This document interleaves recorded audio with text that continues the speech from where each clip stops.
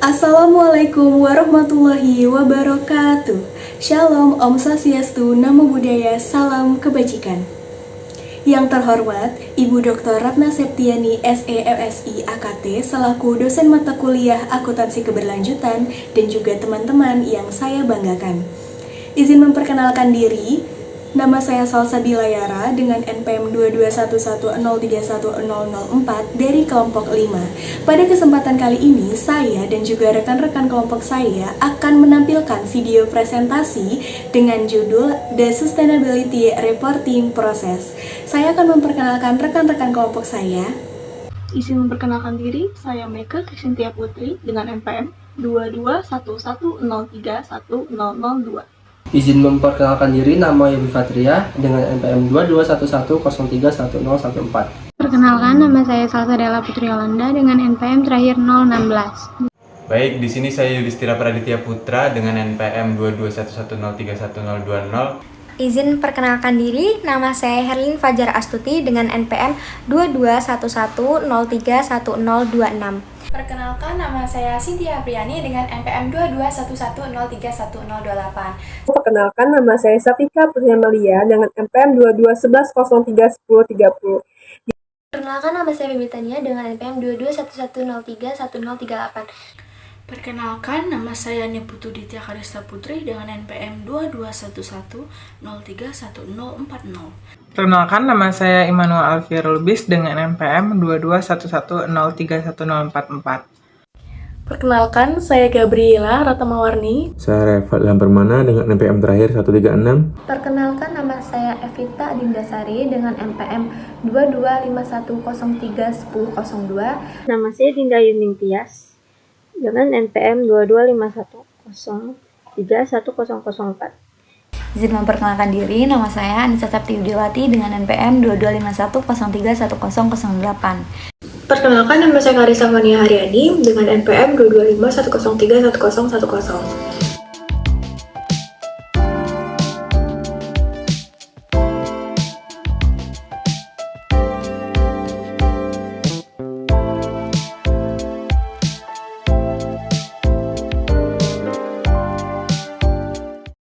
Di sini saya akan mempresentasikan tentang Sustainability Report. Sustainability Reporting atau laporan keberlanjutan merupakan laporan yang diterbitkan bagi perusahaan untuk ke arah yang baik, seperti berbagai tindakan serta hasil tanggung jawab sosial kepada lingkungan maupun sosial akibat dari tindakan suatu perusahaan. Dalam kerangka keberlanjutan, akuntansi bisa membantu perusahaan guna mengukur dampak bagi lingkungan dan sosial dari adanya kegiatan bisnis yang dijalankan. Akuntansi juga dapat digunakan perannya melalui penggunaan petunjuk keberlanjutan yang terukur, seperti pencemaran karbon, penggunaan energi, limbah, dan yang lain.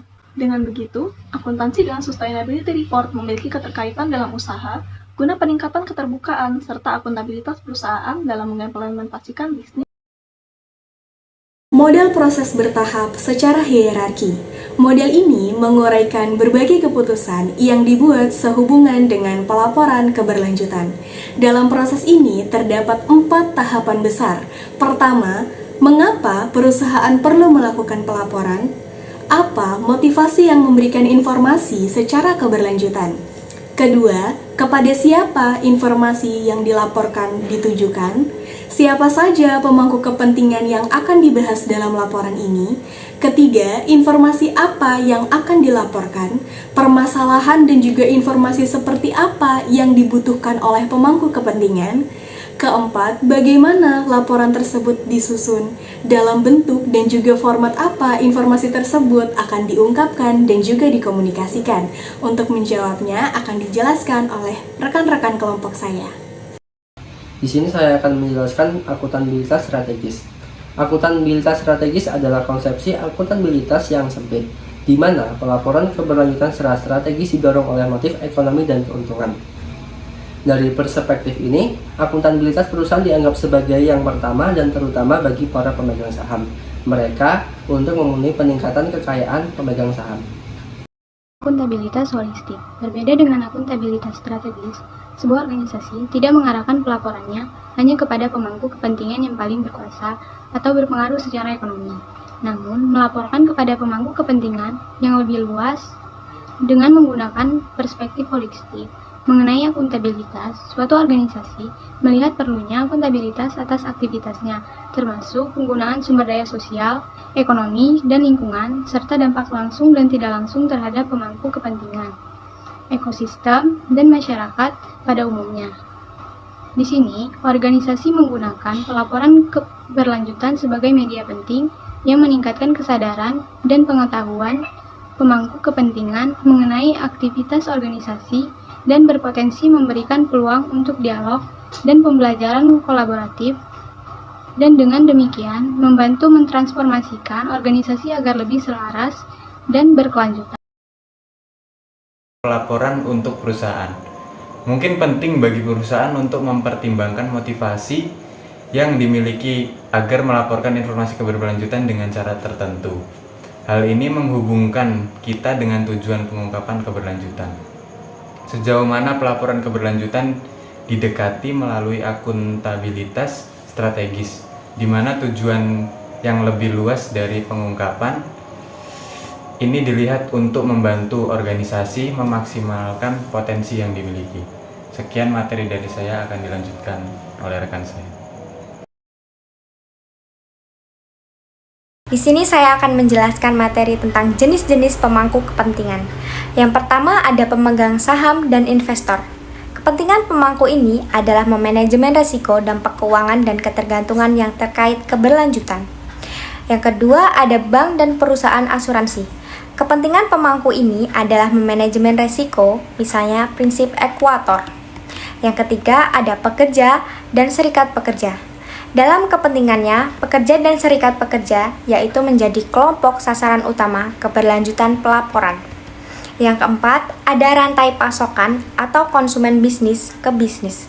Adapun kepentingannya adalah menjadi fokus kinerja keberlanjutan. Selanjutnya, jenis pemangku kepentingan yang kelima adalah konsumen. Konsumen merupakan kekhawatiran yang mungkin tidak selaras dengan kepentingan politik. Informasi menyebar dengan cepat dalam kebijakan umum dan pelaporan keberlanjutan yang luas. Kebijakan ini seringkali berfokus pada satu insiden atau produk tertentu.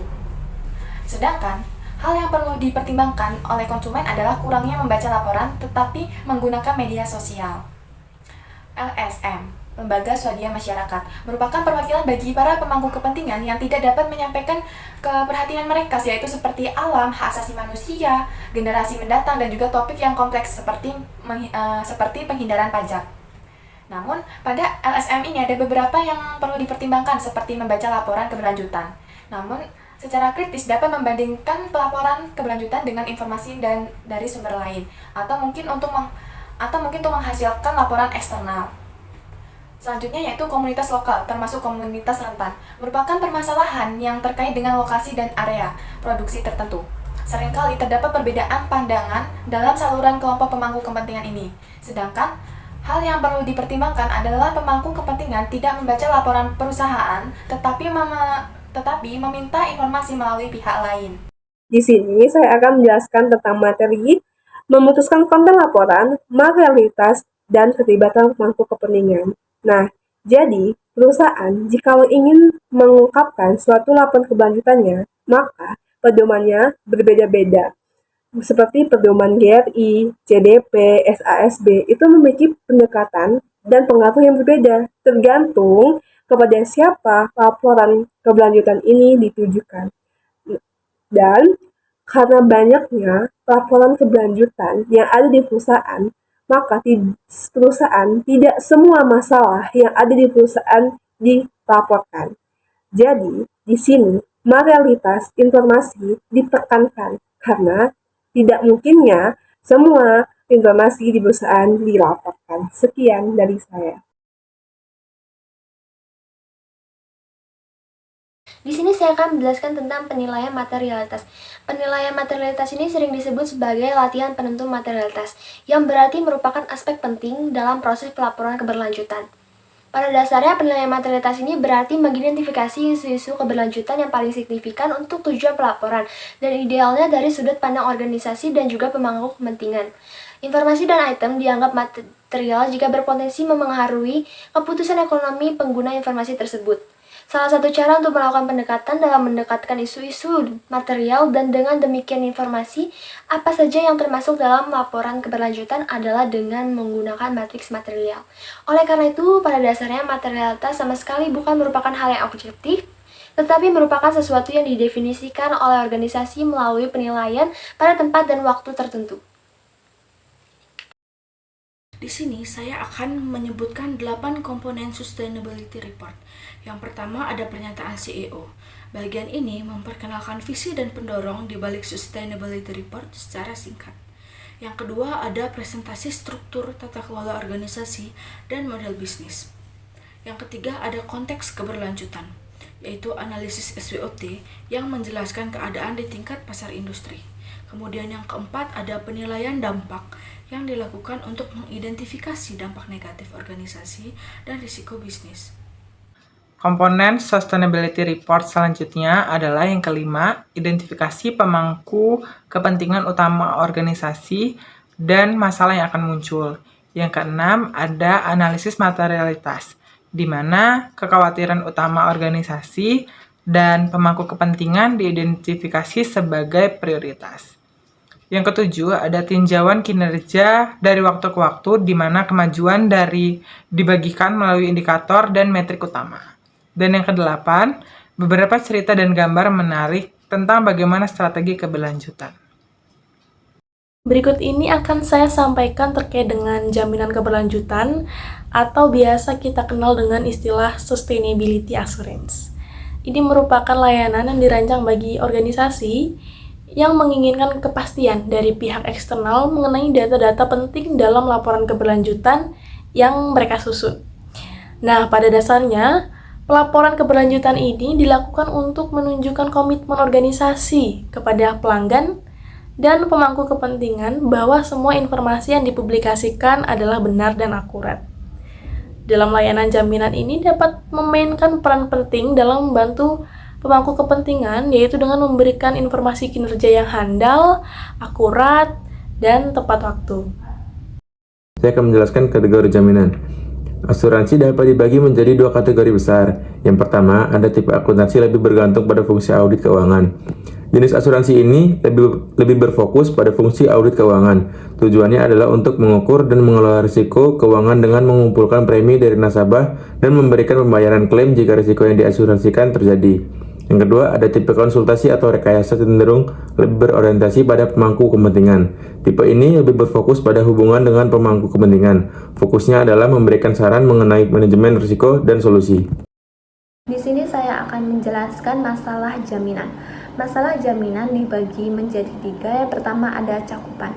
Karena jaminan tidak dikelola dengan baik, maka perusahaan pelapor mempunyai keleluasaan untuk menentukan ruang lingkup kontrak. Yang kedua ada keakuratan informasi. Penyediaan jaminan harus memastikan keakuratan informasi yang diberikan dan memberitahu kita apakah hal-hal paling relevan yang tercakup dalam laporan. Dan yang ketiga ada independensi lembaga sertifikasi. Manajer senior perusahaan dapat menentukan ruang lingkup dan karakter tugasnya. Di sini saya akan menjelaskan peran-peran pelaporan. Di sini saya akan menyampaikan kesimpulan dari materi yang kita telah membantu dipaparkan perusahaan sebelumnya. untuk mengukur dan meningkatkan kinerja mereka dalam mengelola dampak mereka terhadap lingkungan dan masyarakat. Yang kedua, dapat digunakan para pemangku kepentingan perusahaan untuk membuat keputusan bisnis dan juga non-bisnis. Yang ketiga, ada melaporkan kegiatan maupun bisnis perusahaan dan menunjukkan perusahaan kepada stakeholders maupun publik. Di sini saya akan menyampaikan kesimpulan dari materi yang telah dipaparkan sebelumnya. Hasil dari pengukuran akuntansi dapat dipakai untuk menyusun sustainability report, di mana di dalamnya memuat informasi mengenai kinerja dari suatu perusahaan dalam mencapai tujuan keberlanjutan. Dengan begitu, akuntansi dengan sustainability report memiliki keterkaitan dalam usaha, guna peningkatan keterbukaan serta akuntabilitas perusahaan dalam pengimplementasian bisnis yang berkelanjutan.